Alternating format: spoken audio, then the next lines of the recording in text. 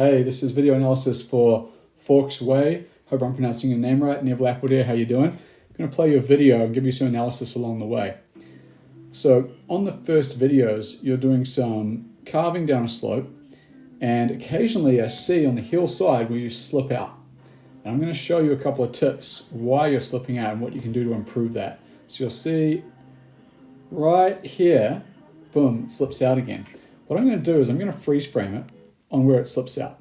Now what I'm going to show you is, you see right now on a hillside turn here, you've got a good amount of bend in the heel edge, but can you see how the weight of your body is not quite on top of the board? When you have the weight of your body not on top of the board, it makes it more likely for the board to skip along or slip out. So what you have to try to do is keep that weight over top of the board. Now there's a couple of ways that you can do that. One is by bending a little bit more with your torso and keeping your body forward on that hillside turn. That will help to keep the weight on top of the board. So that's not a toe side turn, it's a hillside. You can bend in, and you can bend in and try lifting the toes. So instead of leaning into your edge so much, instead of really leaning in, I want to just go to where you slip out. I'm going to pause it right where you slip out here.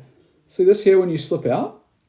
Look how much your board here, I'm just trying to get this little pin working.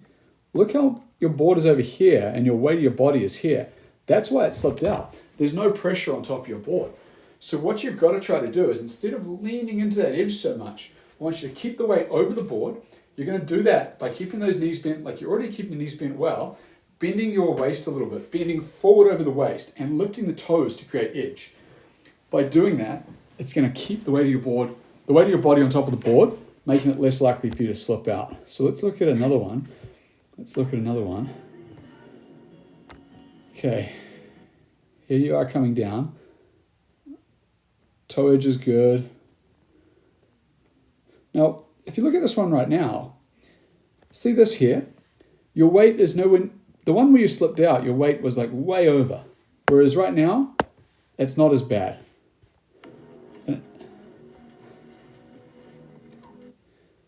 Trying to see if there's another slip out one.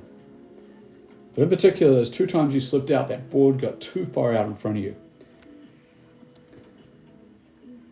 See this here, you're on the verge. The toe edge, when you do those toe edge turns, your weight is very much more over top of the board, which is why you're not slipping out on the toe edge.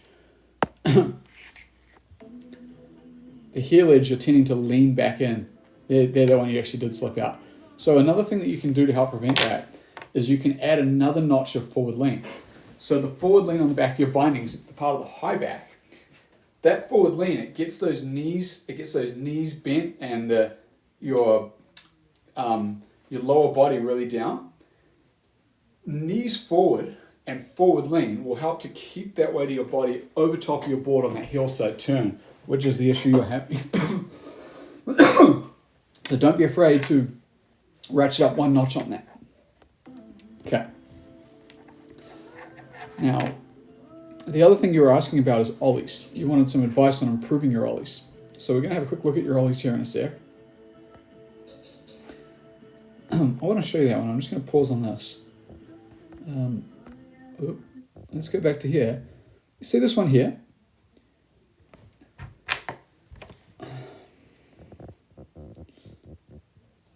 The weight is a little bit more on top of the board right now, which is why you're not slipping out.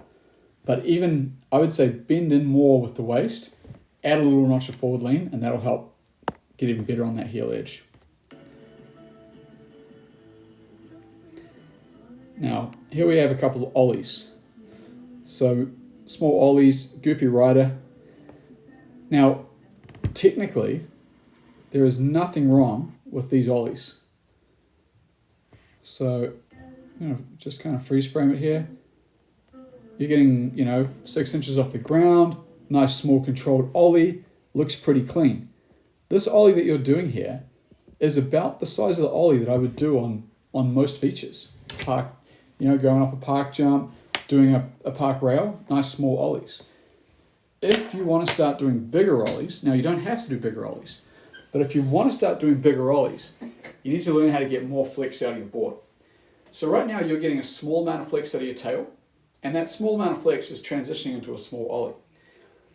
If you can get more flex into the tail, the board's going to bend more and spring back more and give you more height. So what do you have to do to get more flex in the tail? It all comes down to your hips.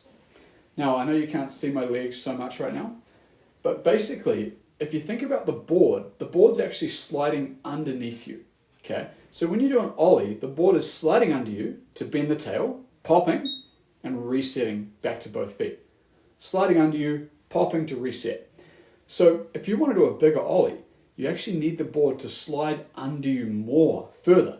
So my upper body's not really moving right now, but if you can imagine my legs going under me so that the board is flexing and up and then popping. I'm doing this in a kind of goofy format right now because I know you're goofy. So another tip you can do, a little bit of weight on the front foot. If you have a little bit of weight on the front foot, it allows you to slide that board under more. Slide that board under more spring in the tail, more flex in the tail, higher ollie. Now, you don't need to worry about how high your ollies are because it's more important to have clean, controlled ollies. But if you do want to get higher, to make it look good, get higher off jumps, it's all about that flex in the tail, and it all comes from the movement of your hips. Awesome. That is everything on this video analysis, Folks Way. Hope that helped you. I'm Nev Lapper from Snowboard Addiction.